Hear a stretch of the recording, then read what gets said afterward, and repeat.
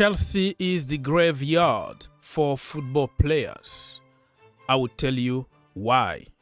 In this video, I'm going to focus more on goalkeepers because we've been linked with the entire world. But also, I'm going to touch other positions on the pitch to make my point.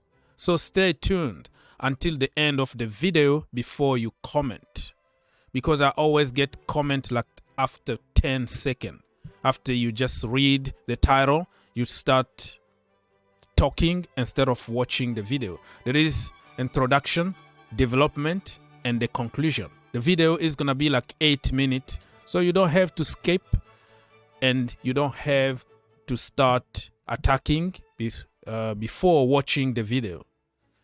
Thank you so much for watching until the end.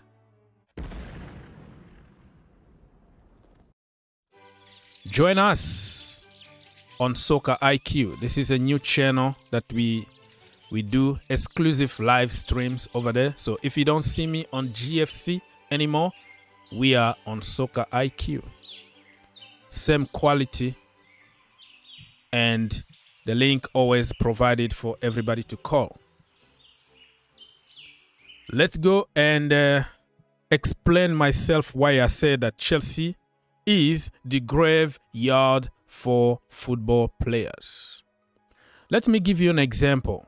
Oscar, when he came to Chelsea from Brazil, the first year under Di Marzio, awesome. Remember those goals that he scored against Juventus? He was scoring from every angle. Because why? Because he played in his natural position, scoring for fun. Here come Jose Mourinho, and under Mourinho, regardless of who you are, you have to defend. You have to do the dirty work. And Oscar found himself literally as a defensive midfielder. And I said literally. Because why? Because we don't allow flair players to be themselves and cook and do what they do best. And the rest is history. Oscar became just a good player and never ever reached his potential at Chelsea Football Club because we didn't develop him. We sold him, we got the money, and the rest is history. I can give you another quick example here about Kenedy. Remember him? Yeah, Kenedy also, we bought him from Brazil. Awesome, number 10, winger, false 9, number 9, scoring for fun. Already in the national team. Amazing. You know, the next Neymar, the next. You know what we did to Kenedy? We transformed him to a fullback. Yeah. Fullback or wing back or whatever. The rest is history. We killed his natural instinct. So the point I'm trying to make here is not like getting on managers, you know? I'm not getting on anybody because back then, when a manager comes to Chelsea Football Club, you have the obligation of result. You have to perform now. So you can't blame Mourinho. Mourinho is, you know, he doesn't have time to develop you and wait for you to become whatever. You have to perform and you have to deliver trophies.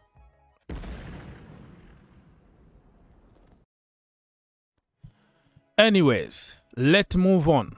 Now, like I said, we're going to focus more on Edouard Mendy. Respect to Edouard Mendy. I've seen so many people on social media now calling him names because of the mistake that he made against Leeds United, Karim Benzema and all that. But you forgot amazing season that he had under Lampard and also under Thomas Tuchel. We went to win the Champions League. We won everything with Edouard Mendy. But today, our memories are so short. We are calling Edouard Mendy all kind of names. And why I say that this is the graveyard for goalkeepers and players, because we force people to play out of position, out of their comfort zone. Edouard Mendy being forced to play from the back. He's horrible with his feet. Everybody knows about it. But our managers, very, very genius managers that we have, we force him to play from the back. If you don't play from the back,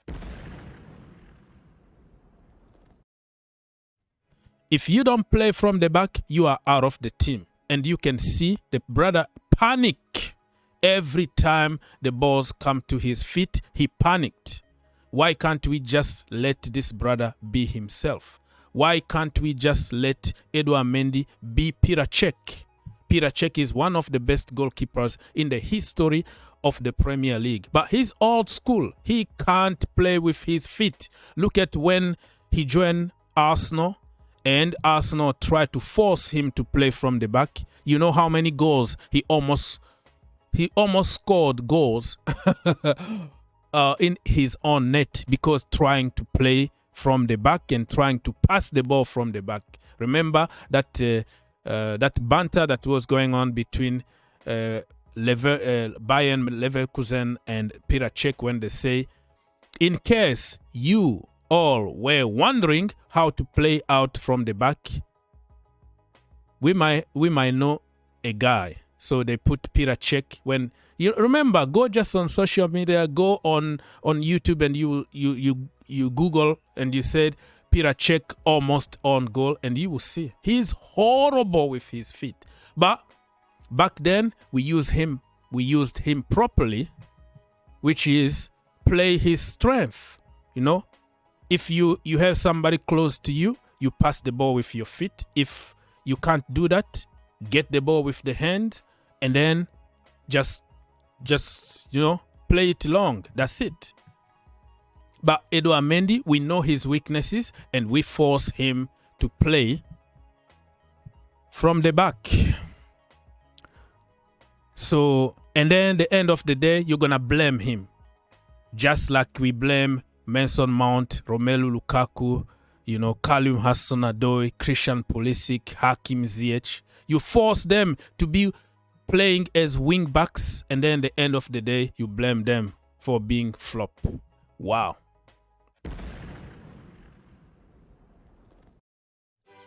Anyways, my people, and for let me say, for people who think that Kepa Arrizabalaga is the solution and whatever, respect. Also, Kepa deserves a lot of respect because he also won us a lot of stuff. He's the vice captain at the moment.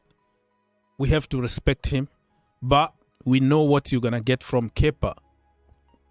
One good performance here and there, and then awful in other games. Long shot, he can't command the box. He's scared. He never came off the line.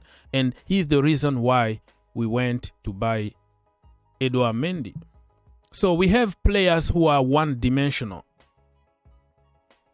Edouard Mendy can command the box, can a very good shot stopper, but when it comes to, play from the back, he's not. But we force him. We can still get very good return from that brother if we can just keep it simple. But it's a Chelsea thing. We have to force people out of their comfort zone and then scapegoat them. Respect, man. Respect to Mr. Mendy. All right, so we're gonna try to finish this video very quickly by talking about Andre Onana being linked with Chelsea Football Club, and apparently Chelsea are willing to offer Edouard Mendy plus cash to get Onana. Listen, before we bought Edouard Mendy, I was pushing. I made more than 10 videos calling Chelsea to sign Onana, my own brother. But listen, there is something in Onana that we might not know.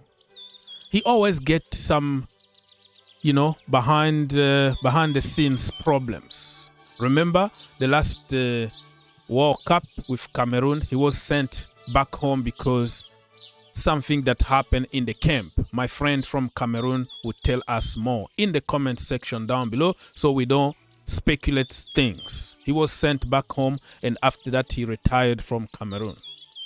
If you go back in Barcelona days, when he used to be in the academy level and, training with the first team, I found a lot of stuff that happened behind the scenes, attitude problem and all that, until they sold him to Ajax.